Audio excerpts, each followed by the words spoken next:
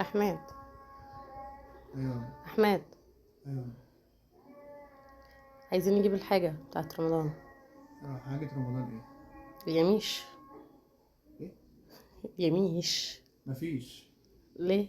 يميش ايه؟ مكسرات. لا مش الفراخ غليت. ايه العلاقه؟ والبنزين هتقولي انت غلي. كمان البنزين غلي؟ اه ايه اه العلاقه يعني؟ والدولار كل هو شوية انا كل ما يغلى. اجيب حاجه من حد يقول لي اصل والذهب البنزين غلي؟ غلي. اسكتي، ده كل حاجة، الذهب ما احنا غلي عايزين دلوقتي كل حاجه في حاجة. رمضان. لا هقول لك انا على حاجة، احنا اه. هنجيب من البرازيل. هنروح نسافر البرازيل عشان نجيب؟ لا التذكره الفراخ غاليه. غليت جابوا من البرازيل، البنزين غلي التيكت جابوه غالي، يعني من انت مش عايز البرازيل. تجيب لي حاجه يميش رمضان وهتسفرني بتيكت للبرازيل وتذكره تيكت مش امال هنجيب تذكرة ايه؟ ايه؟ ما انا جبت سوريا وطبعا. الصوبيا التمر اللي انت الوحيده اللي بتحبها، انا يعني انت جبت اللي انت سوريا جايب وطبعا. لنفسك مش جايبها لنا مشي جاب. نفسك بيهم، حطيهم في اي حاجة كده. وبقيه الحاجات البندق اعتبر مشي واللوز فيهم واعتبرهم مكسرات. هي ايه صوبيا والتمر اه طب في ايه ده؟ معلش هو معلش. الدولار سيبك جننك؟ نفسك. هو مش يلا يلا.